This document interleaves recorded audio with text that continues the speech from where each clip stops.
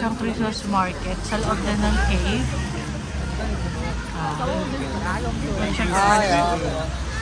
Saan? Ay doon. Okay. So ito yung entrance. Isang Christmas market. I think yeah, it's inside the cave. The good thing is at least hindi kami mababasa even though umuulan. Ayan oh. I think it's more nice. How much is this? No, there's ticket ayun no. Sa loob din ng cave. So, let's see what do they have here.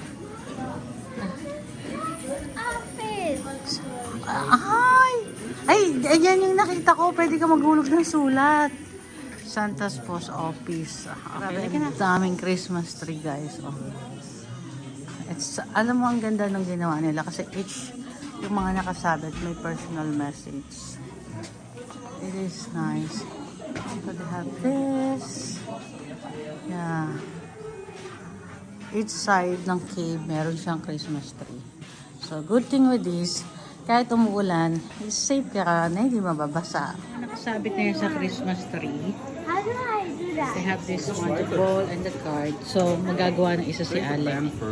And then, ibibigay nila doon. Isasabit yan. Magsulat ka muna, Alec. And, oh, ang ganda dito, oh, guys. Nay, anak. We have so much sweet. Halika mag-photo tayo dito. Oh, wow, ang ganda. Pababa kami. Bawal yata eh. Sa labas, pag lumabas namin. It's 5 p.m. And it's dark. Alec, jacket. Close the jacket. A few moments later. Ito. So, bumili kami dun sa Casa España. I got empanada.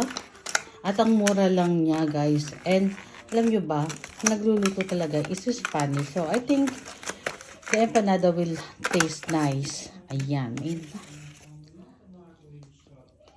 Ang sarap.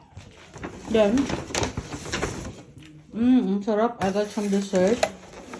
So, creme brulee. Para siyang leche plan. It's, what do you call it? Nata de plata, something. I don't know what's this. I think it's something cookies. So, let's dig in. Pero ang sarap na empanada, guys. Promise. Para siyang leche plan, guys. Ang sarap, oh. Parang siyang syrup sa ilalim. Ang yummy. It's so yummy. A few moments later. Na yung aming fruit. Tenderloin and fish for aming anjovis. Alam mo yung bagoong halabaybay sa Pilipinas? So, dito pinapry nila. Actually, nakita ko the first one sa UK. So, nag-crave ako pero hindi na ako naka-order. So, dito, first I'll try. You know what we need to buy with this Ang food? sarap. You know what we need to buy Guys, with this ang sarap yung food? ulam nito kanin. Bagaong. Kaso We wala need kanin. to buy bagaong with this food. What's this? A few moments later. May regalo daw si Alex sa amin. Ano yun? Thank you. Donkey Bell! Guys, she make this one by her own. It's But very you need to open it. it's very creative from Alec. Can you help me to kasi I'm taking video. Ang sweet naman ng anak ko. Oh, it's so cute. Thank you. Mahal kita, Alec. Hoy. Mahal kita, nanay. Okay, tatay. What is your gift? What is your gift? Some tissue with a flower or Oh. kind of hearts. Okay. Diyan ka lang, kita dito sa harap ng camera. Hello. Yeah, entertain the audience. Can you dance? Did you have whiskey or brandy? Merry Christmas. Another from mommy and daddy. Okay, open it. Open mo. Prank! Prank.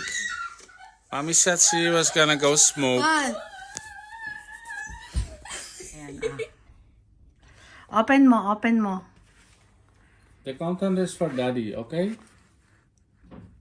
Did you see that one? There's a light. Eh, bakit? May light sa loob, yung Oh, bag. there's a light. Open the light. Why there's a light now? Ay, Diyos ko yung bata. Tuwan-tuwa. How to open that light? No! Remove the light. Dali. Oh, show mo yung gift mo. Ipakita mo dito. Let me see. Iharap mo. Wag mo muna. Ito lang. Ito. Ganyan mo muna. Wait. Tapos iayos natin yan.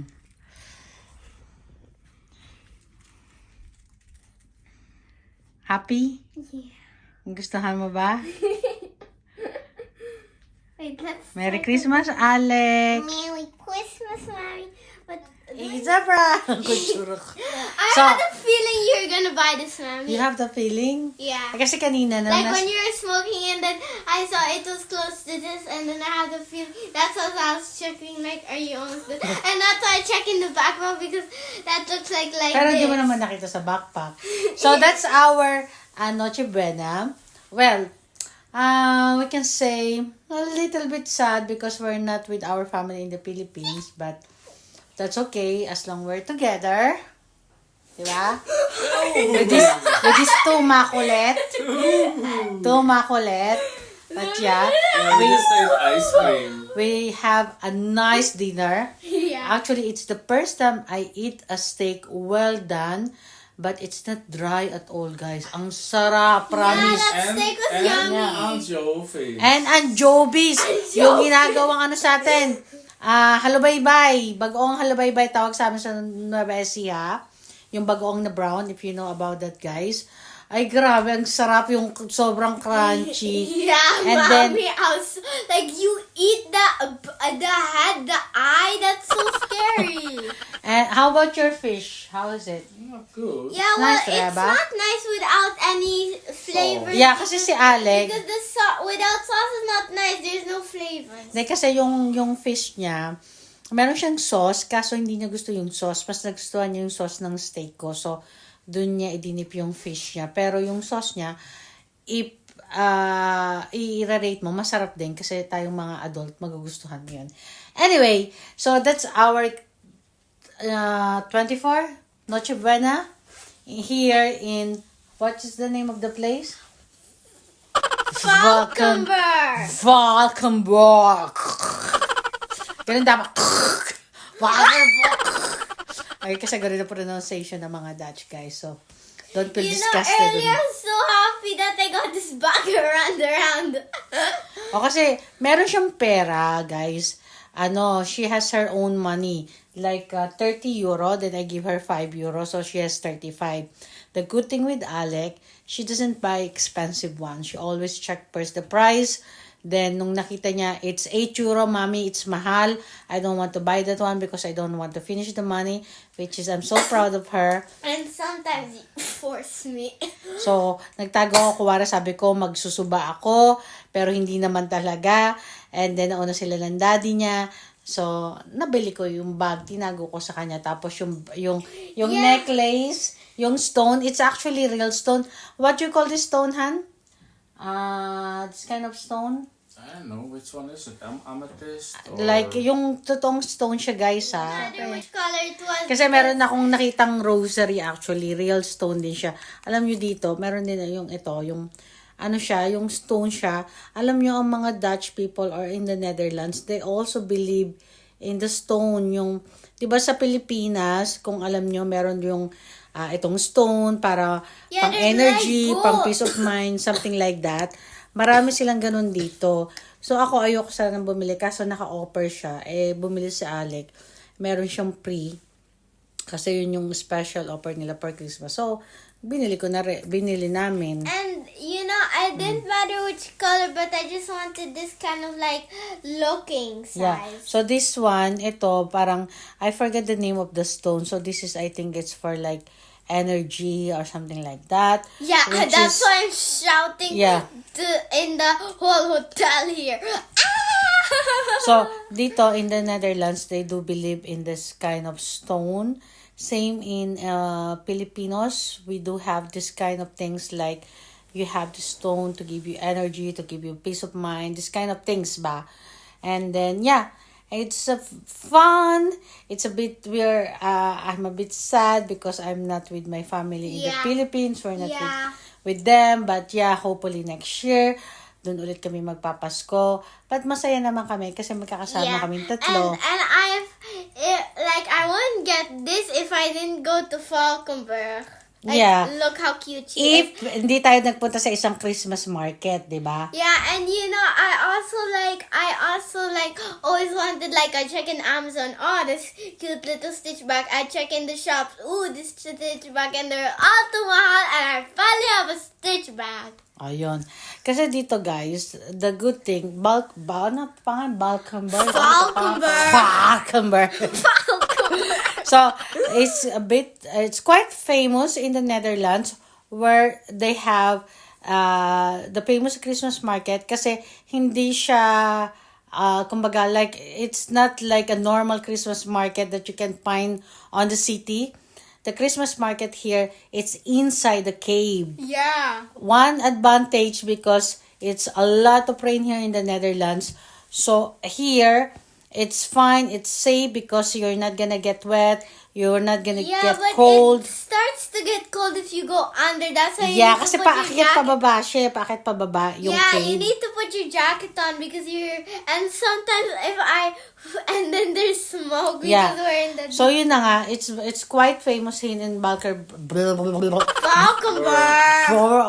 Valkenburg here in the Netherlands. Actually, famous siya sa, how do you call? Wait. When I was reading it, famous siya in whole Europe. I think only Netherlands has this kind of Christmas market. No, only in Falkenberg. Yeah, Yeah, in what- Netherlands nga, only in Netherlands they have this kind of Christmas market. It's inside the cave Yeah. or sa loob ng Yeah, bundok. only in Falkenberg. Yeah. So Falkenberg is the most only one that has the most caves. Yeah, so dito That you can go in. dito ka lang as per me sa nabasa ko, only in the Netherlands that you will find this kind of Christmas market na nasa loob ng bundok or they call it cave. Kasi Yeah. medyo pala bundukan dito and yun nga meron silang yun sa loob ng cave and you will find a lot of history na you will see there how they do this one like nakita ko pa doon yung 1950, 17 something, very old century. Anyway, yun na nga. So, you guys, if you visit Netherlands, you should visit ano pangalan ng lugar? Falkenberg. Yes, you should visit this one. They have a lot of restaurant and a lot of things to see. Amsterdam is good, but kasi ang famous sa Netherlands, when you say Netherlands, go to Amsterdam. Amsterdam is good, but you should see also, what's the name? Falkenberg. Yes, that one, and also Den Haag is also nice. So, yan. And, you say good night. We'll see you tomorrow. Yeah, and In our tomorrow Christmas it's day. Christmas. Tomorrow is Christmas Day. And see you tomorrow. Christmas. Oh, well, bye. Thank See you for tomorrow. watching. Albert, say Oh. thank happy you for Christmas. Happy Christmas, Happy everyone. Christmas Eve. Yeah, well, yeah. Enjoy, See you guys. tomorrow.